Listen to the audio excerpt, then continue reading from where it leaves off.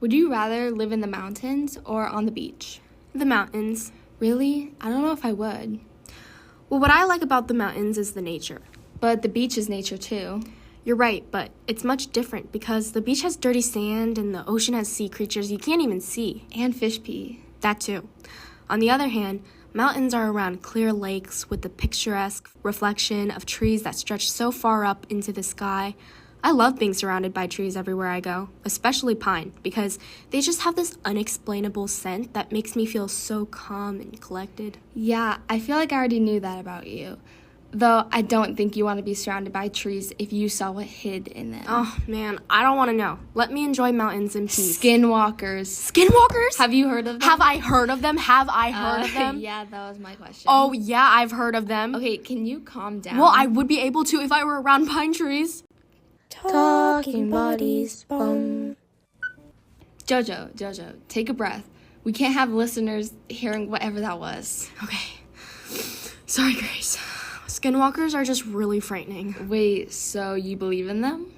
Well, I don't know much about believing in them, but I'm more so scared of the lore behind the creatures. Yes, the lore. Tell me the lore that you know, because it seems like you know the scarier version than the one I know.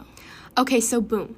Skinwalkers are mountain creatures that derive from folklore in Navajo culture. On the research site EBSCO, it said that skinwalkers are forms of witches. Grace, do you know some classic witch tales? I know movies like Hocus Pocus and Elphaba from The Wizard of Oz. Come on, name some scary witches. Those are scary to me. Oh.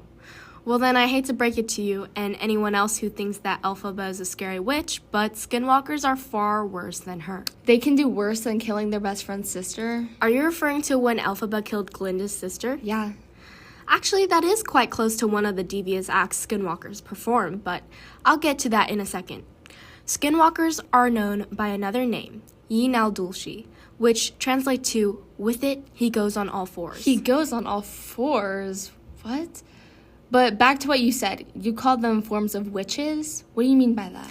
Well, they aren't types of witches we would think of, like the ones with pointy hats and greased skin. Like Elphaba? Right. They are essentially users of black magic, and in Native American tribes such as Apache? Okay,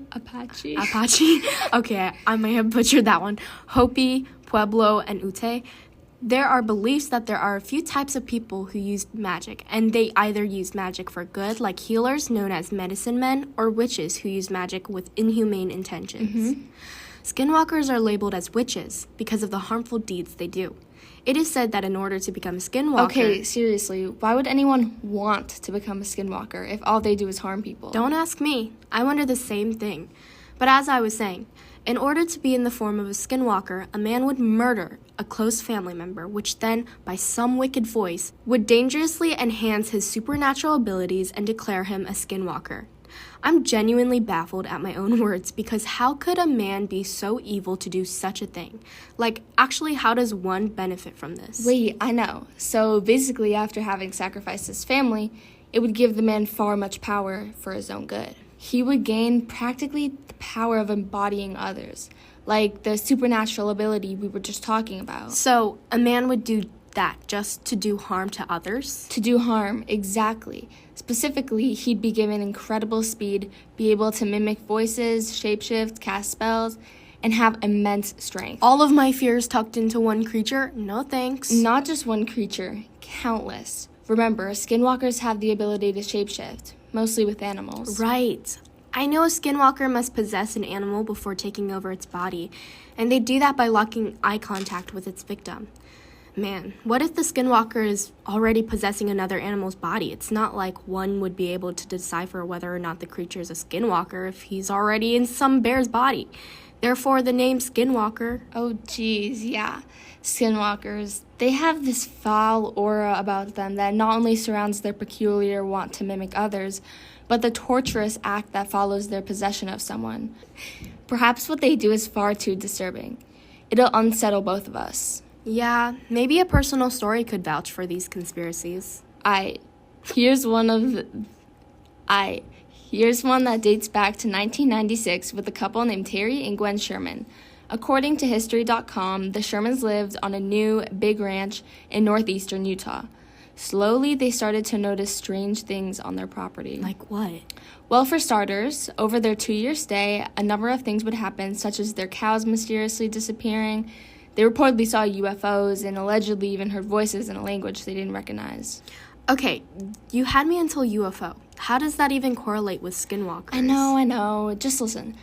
In 1997, the Shermans sold the ranch to a biochemist named Com Keller, and he worked with the Bigelow National Institute for Discovery Science. His team claimed to see a, quote, large humanoid creature spying on the research team from a tree, end quote. They said that the creature laid motionless while staring right at them with big, bright yellow eyes. Spooky, right? Ugh, I would actually start sobbing and then pee myself. Same here. Same here. Then Keller shot at the creature with a rifle, and then it just disappeared. And this came from real people? Yup.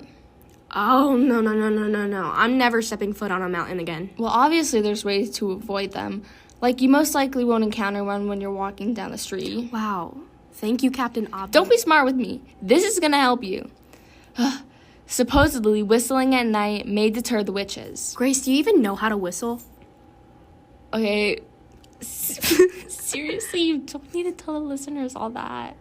At least I don't sleep in my mom's room at 15. Okay, doesn't everybody like? No, just you. Just cut the recording. We need to say the outro. This has been... Jojo, why aren't you saying it with me?